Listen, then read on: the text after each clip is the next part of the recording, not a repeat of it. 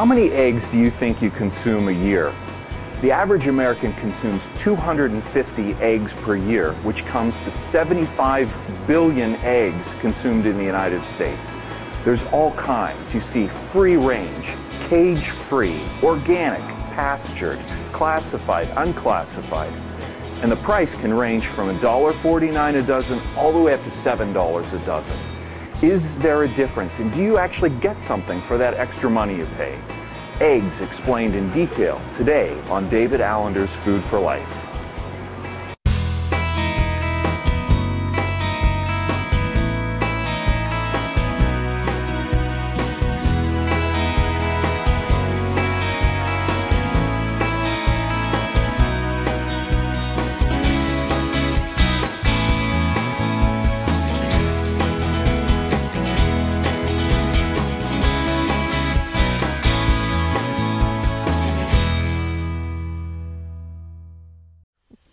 I'm here with Erika Peterson at her chicken farm, and Erika has an interesting path that brought her from corporate America to raising chickens. So maybe you could tell us a little bit about that.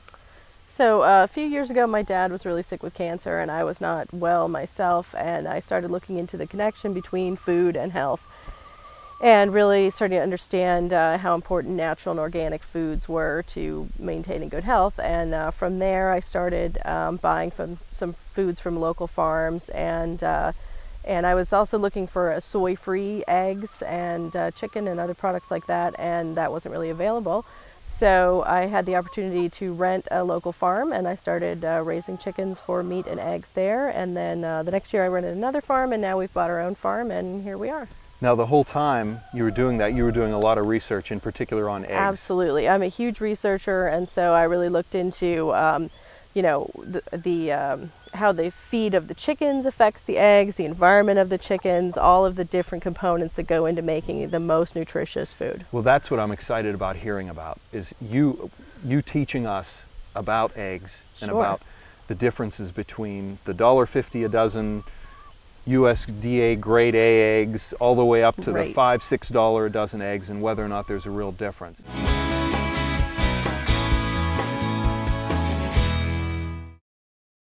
Let's talk about those eggs that just about everyone buys, those $1.50 a dozen eggs. Where do they come from? How are they produced? Right. So the cheapest eggs you're going to get are produced by battery hens. Those are the hens that live in the battery cages. So the cages the floor space is about the size of a piece of paper, an 8.5 by 11 sheet of paper, and there'll be 3 hens in there, and they basically are sitting on top of each other. So it's 3 hens in an 8.5 by 11 little cage. Yeah. And that's called a battery. That's a battery. Yeah. The whole room full of cages is called a battery. Oh, okay. And so their beaks have been trimmed so that they can't peck each other to death, because they're obviously under stress. Okay. Yeah. So they're fed a feed that would be made up almost entirely of GMO grains, for one thing. That's GMO meaning? Genetically modified organism. Okay. So that's grains that have been modified to produce pesticides inside the grain, or to resist pesticides that are applied onto them, usually both. So they're eating you know, GMO grains, conventional grains. A lot of times it's a lot of byproducts. You know, when they formulate feed, they're looking for just macronutrient ratios. So they want a certain percentage protein, a certain percentage carbohydrate, and so forth. And it's not really, the quality of what they're getting is not really Okay, so that's paramount. important to understand quickly there, that when you say macronutrient, you're talking about just protein, carbohydrates fats, and fat. Right. As opposed to the thousands of other nutrients. Now, we've talked about many times on this series about organically produced items, produced vegetables and feeds having a broad spectrum of nutrition. Right. So what you're saying is that in general, this conventional feed they're focusing just on those macronutrients. The micronutrients aren't really a concern. No, not really a concern. And obviously if the chicken isn't eating it, it's not in the egg. Okay. So they're only providing the chickens the minimal amount of nutrition required to produce the maximum amount of eggs. Now your research about health and food, you found many studies that indicate micronutrients, broad spectrum, is part of the reason that we're healthy or not healthy. Right. Okay. Right. Let's see, and those hens will typically have a life of maybe 12 to 18 months of laying. That's important. A lot of people are concerned about Right. the quality of life. Right. So they lay eggs for 12 to... Yeah, 12 well, they start laying at about 4 to 6 months, and they lay eggs for about a year or so. So then what happens to them? So then they're sent to be processed, and most of them are made into soup, Okay. canned soup. Yeah, At least they're being used. right. Okay. Exactly. So that's the Yeah. that's the $1.50 a dozen eggs. Right. They're eating Right. really a low quality genetically Right. modified food. It's cheap though. So that's the base egg. Right. What's the next step up? So the next ones would be cage-free. Okay. So this chicken is eating the same feed as the battery hen, but they're in a very large concrete floor building, and there'll be about 20,000 hens in a building together. So they're free to walk around, and they have a somewhat more normal pecking order because it's social life, because obviously they can wander around and make friends and do whatever they do. Their beaks are also cut for the same reason, so they don't peck each other to death, and they'll live about the same amount of time. As far as nutritionally, I would say that this egg is pretty similar to the battery hen egg. They're eating the same. It's the food. same feed, Okay. but it's more humane. If that's your main concern, it's certainly more humane than the battery system. But likely not a difference in nutritional quality. Probably not much. I mean, when animals are under stress, the more stress they're under, the lower quality the food is going to be. So I would say it's probably a better egg than the cheapest egg, Okay. but it's not a huge step up. But more expensive. You're going to pay more for Yeah, a cage-free you'll egg. pay somewhat more. I'm not sure that they're that much more anymore. I think a lot of the big producers have switched because there's been such a public outcry about the battery cages. Okay. Now, isn't the next step up more the organic eggs? No, I would Okay. actually say the next step up would Is be free what's range. called free range, but conventional. Okay. So these all right, are going to okay. be the same feed as the previous two sets of eggs, but the chickens are in the big building with 20,000 other chickens Okay. again, but they are allowed access through little doors to an outdoor space. Okay. This is completely meaningless. If Okay. this is a conventional free-range egg made by a big egg producer, it's the same thing as the cage-free egg. There is no Okay. difference.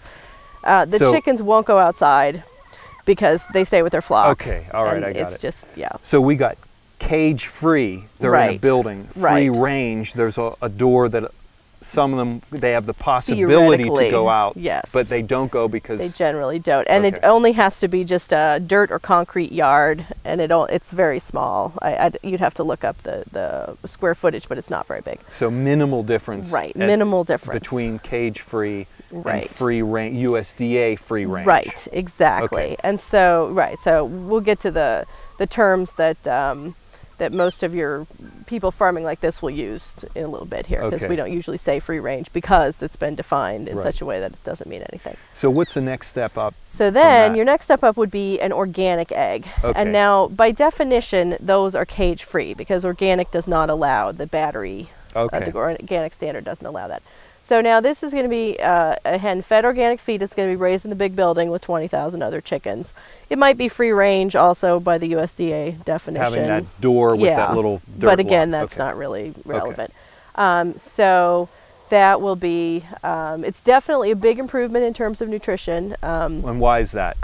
The organic grains, when you grow a plant organically, it has to produce a whole host of compounds to defend itself against bugs and diseases and things. And those compounds are also healthful to eat, and they're things that you need, and you're going to have more vitamins and more minerals. When you're growing organically, you've got to treat your soil better, so you're going to need to have more minerals, more micronutrients, because you're not just relying on conventional fertilizer to boost your yields. Okay. So the feed itself has a lot more nutrients than the conventional feed Okay.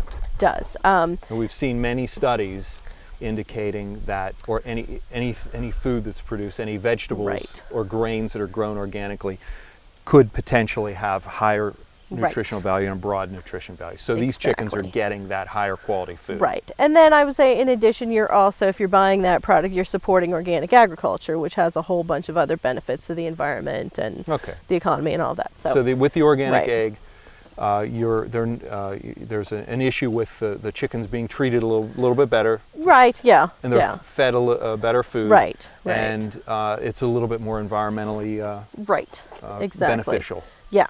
Okay, so from there you would move on to what's called a pastured egg. So that would be an egg produced in conditions similar to this.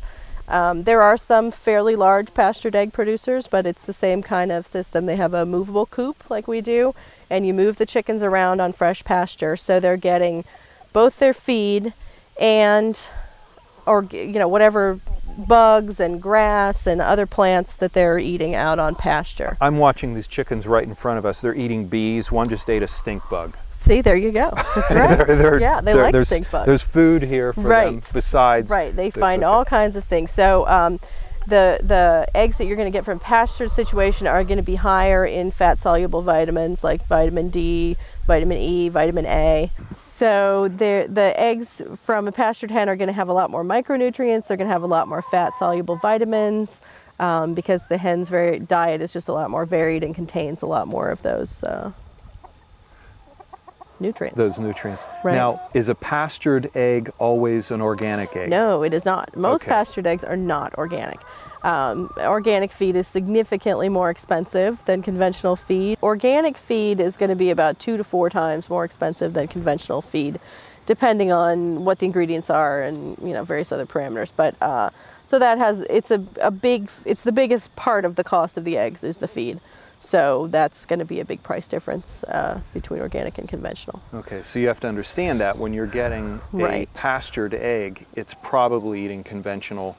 Right. If it doesn't say organic on the label, it's eating conventional feed. Now, would it be safe to say that a lot of pastured chickens are being raised on maybe not certified feed, but maybe feed that the farmer makes? Because you make your own feed, is that correct? And a lot of the people who are raising pastured chickens, they may be grinding their own feed or having it custom ground at a mill. It's not going to be like, the big egg producers get a huge, shipment of feed from some huge feed mill. Right. They're probably having it ground at their local mill. So, it may be a custom mix, and it's probably made of local grains. So it might still be GMO grains, but it's probably locally grown. Okay. You want to ask your farmer if you're interested in that, because they can tell you about where their feed comes from. Okay, so when it comes down to it, with a locally raised, pasture-raised egg, right? If you really want to know what kind of feed they're eating, you're going to have to call the farmer and ask. And the phone numbers are on the containers. Absolutely, you can do that. Yeah. Their name and address has to be on there. Usually there's a phone number, a website, and they'll usually be happy to talk to you about, just exactly how their eggs are produced. Because a lot of them are proud of it, and they're willing to share that information. And that's, it's a fair bit of work, so you're going to want to talk about how you do it. So those are the levels. Now, the pastured egg is probably going to be the most expensive. Right, it will be, because there's significantly more labor involved in moving the chickens around a pasture than there is in keeping them in a big building. And the organic certified pastured egg is going to be the most expensive. Right. Okay. Right. Yeah. Now, there's another term that you see a lot on eggs. Okay. It's the unclassified. Right. In fact, your eggs have unclassified. Right, and that just means that they're not sorted by size. This is a regulation that varies state to state. So here in Pennsylvania, if your eggs are not sorted by size, then they have to have the word unclassified on the carton in 3/8-inch high letters. Okay. So it's not really terribly relevant. That's what that means. It's about the size. Right. So a classified egg would be large, medium, or small. Exactly. Unclassified means it's a mix of any type. Right, exactly. And the size of the egg has to do with the age of the hen and also the level of protein in the diet. But it's mostly related to the age of the hen. Okay. So a bigger egg is from an older chicken. A more mature chicken. Right, exactly. And there's not really a whole lot of difference. So now you'll most commonly with pasture-raised eggs, you're going to see unclassified? Probably, yeah. Because they just don't have the ability to sift through them and sort them all and get them. Right, and there's no advantage to it. You're not going to get more. Some people do sort out jumbos because maybe they'll charge $1 more a carton for jumbos over the rest of them. Okay. But basically, there's no economic advantage to spending the time to how you sort them out is you weigh them. And in the big egg houses, obviously, they have machines that just weigh them automatically and sort them into the cartons. Okay. But you'd have to do that by hand, and it's just not worth it. So with all that in mind, consumers have to make a decision. We've Right. got all these levels of eggs that we just talked about, and there's a wide range of prices all the way from $1.50 a dozen up to $5, maybe even $6 a dozen for an organic pasture-raised egg. Right. So a consumer has to make a choice and decide what do I want to spend. Now you just talked about how they're made and how what goes into producing them. Right. But what about the nutritional value? Is there a significant difference from the conventional egg up to the pasture-raised organic egg? Yeah, there's been a famous Mother Earth News study they did in 2007 comparing battery hens with free-range pastured organic hens, and the eggs had a third less cholesterol, a quarter less saturated fat, 2/3 more vitamin A, twice as much omega-3, 3 times as much vitamin E, and 7 times more beta-carotene, which is converted to vitamin A in the body. So, you know, that's a real scientific study that shows you the difference. I would also say that, you know, if you have any sort of spiritual leanings, I think you want to eat food that's from a contented, happy animal rather than a miserable, suffering animal. I think that has to have an effect on the quality of the food, and not just how you feel about it, but I think how well the food is assimilated. I think that's, you know, not absolutely. a trivial concern. There's the passion of the farmer. Right. And don't think that doesn't get into the food. Right. There's the beauty of the environment. Right. And then there's also the state of stress or lack thereof Right. with the chickens. Right. All that And comes even in. if you don't want to look at it from a spiritual level, when animals are under stress, they put into their bodies and their eggs and things they produce chemicals that are not good for you. So you shouldn't really be eating a stressed animal. Now, a big issue, of course, is cost. When you're spending the money Right. and you're going to pay for these eggs, as we go up that scale, they get more expensive. Right. What's your thought on that? Well, I would say that it's definitely, even if you buy the most expensive $5 or $6 a dozen carton of eggs, you are really getting a nutritional bargain. In that carton of eggs, there's about 1.5 pounds of protein, so it's about $3 a pound or so, which is a very good price for protein. You can compare that to meat. You know, organic meats are very expensive, so you're getting a really high quality protein. You're getting a really pure food. There's no pesticide residues and things that accumulate up into the product. And you know, if you want to compare it to other things you might buy, you might pay $6 or $7 a pound for a bag of potato chips, and you don't really think much about that, and there's not a lot of nutritional value. Whereas your $5 carton of eggs is really a really great nutritional value. That's really interesting, very interesting way of looking at it. Yeah.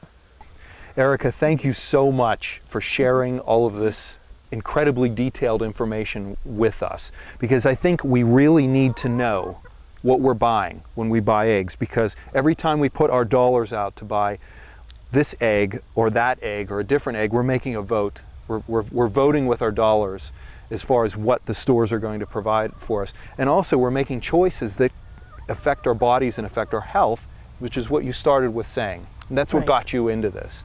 So thanks so much for sharing that with us and giving us the opportunity to make different choices. Well, thanks for coming. It was really fun. Thanks for having me.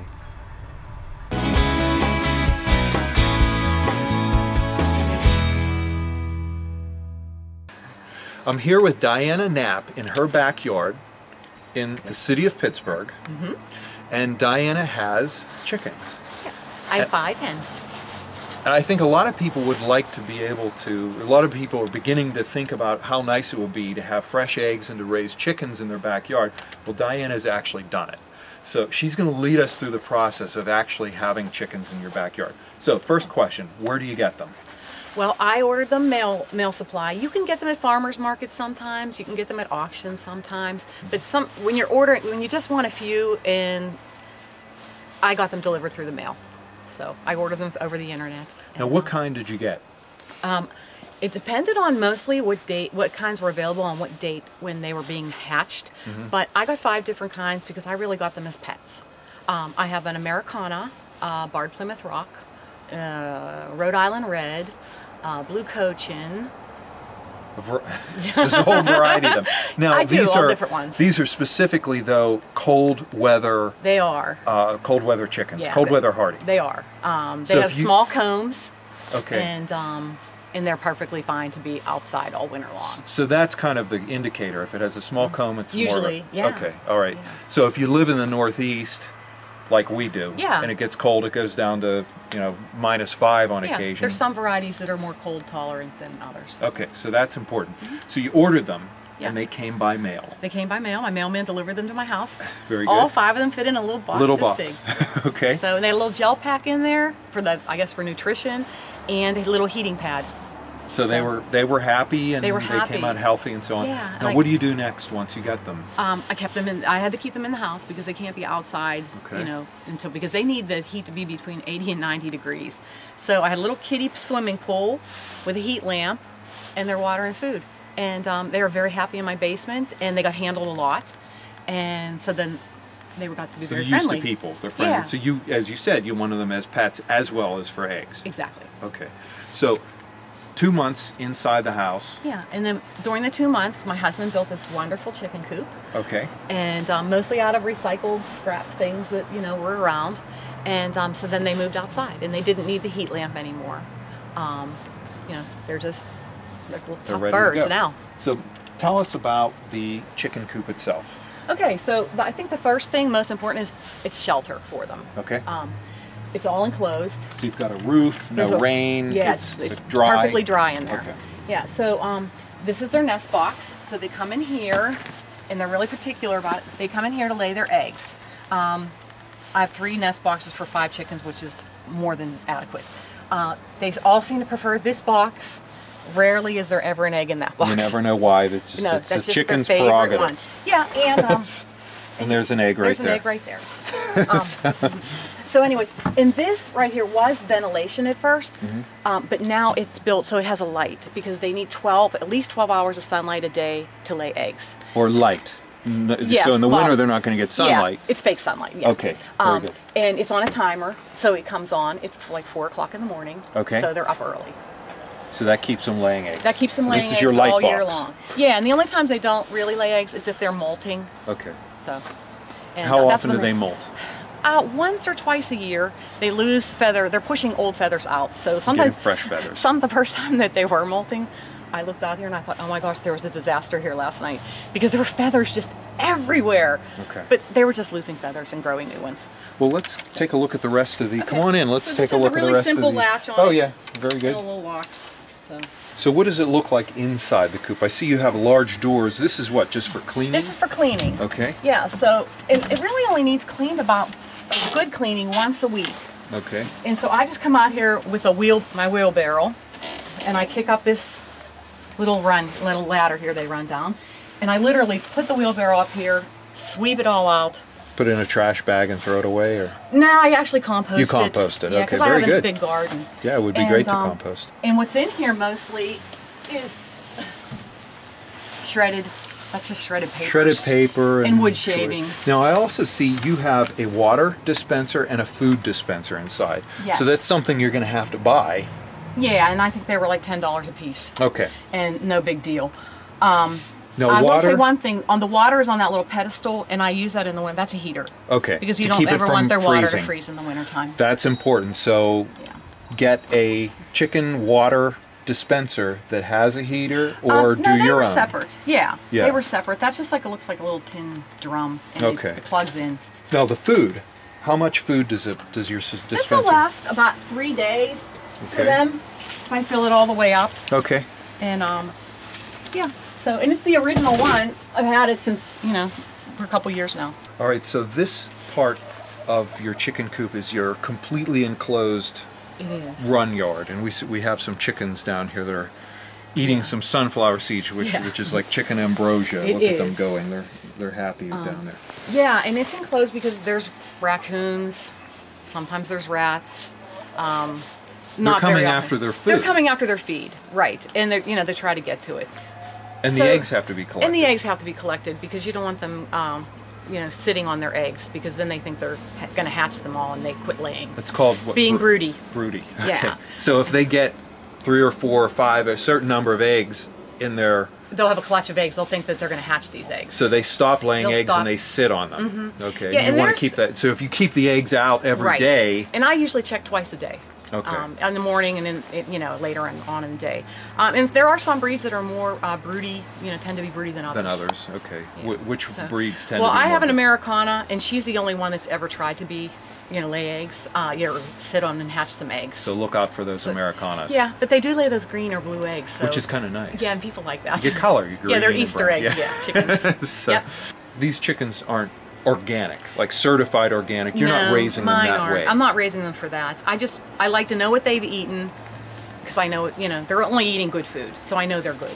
And there is a difference in their eggs between the grocery store eggs and... So you're seeing a better quality egg. I am. Despite, you know, Yep. it's not organic, but they have some yard to run around in. They have some yard to run around, and I supplement, like in the summertime, I'll bring in pieces of sod. Okay. So they eat grass. And then sometimes, like, they'll go out in the yard. I have a cage, and they go under the cage. It's almost like a chicken tractor. So you and they move it can eat around. Don't Right. So they're getting fresh Right. grass, fresh weeds, and things like that and they like but I to don't eat. do that very often for them, because then you have to catch them and get them in there. And I don't have a fence over there. Which is a good question. So- What do you do if a chicken gets loose? How do you catch them? Well, I mean, it's going to happen. well, they're not. Some of them are fast movers. Like, she's really slow. I could catch her anywhere. Okay. They will eventually. They know where they live. They're going to go back. They're going to go back. They're going to go back to where their real, you know, their food is, and especially at night. Okay. They sleep in the same spot every night. Now, I think another thing that people need to understand is when you get these chickens, it's a commitment for... It can be a commitment for 8 to 10 years, even though they only lay eggs on a regular basis for 2 to 3. And so you have to understand that. Now, So- if you are serious about eggs, there are some choices, I would imagine. You can actually have them slaughtered, or you can slaughter the chicken and... Yeah, you could do that. I mean, you know, that, but I wouldn't But do they're it, because pets mine for are you. for me, they're pets. And the eggs are just a bonus. And Sure. they're 2.5 years old now. They're still laying eggs. Yeah, and if you're a family with kids, Right. It's kids are going to get attached to them, so you got to keep all this in mind. Exactly. Diana, thanks so much Oh, for my all gosh. this information. I see you've got, this is what, Kate you This have is here? Kate, yeah. And yeah, so like I said, they're pets. I love them. And the benefit is the eggs. That's it. Well, thanks so much for all that All right. information. I think it's really valuable. Thank you. I'm glad you came and visited. Thanks. Okay, go ahead. We learned a lot about eggs today. Everything from nutritional value differences to raising chickens in your own backyard. And I know you want to know whether or not you retain anything. So go to foodforlife.tv, click on Contact, and place the answers to the Egg Show questions in the contact field, and I'll respond with a PDF with additional information about eggs and raising chickens in your own backyard. Thanks for watching. I'm David Allinder, and this is David Allinder's Food for Life.